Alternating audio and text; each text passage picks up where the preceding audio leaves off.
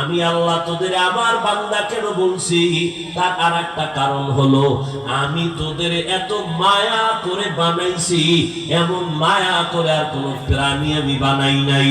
আমি আসমান বানাইছি, জমিন বানাইছি, আমার আসমান আমার সূর্য সব বানাইছে কে? আল্লাহ জমিন বানায় কয় না এটা আমার জমিন, আল্লাহ আসমান বানায় বলে নাই আমার আসমান, সূর্য বানাইছেন আল্লাহ কিন্তু একবারও বলে নাই আমার সূর্য। বান্দাটারে বানায় কেন কয় আমার বান্দা?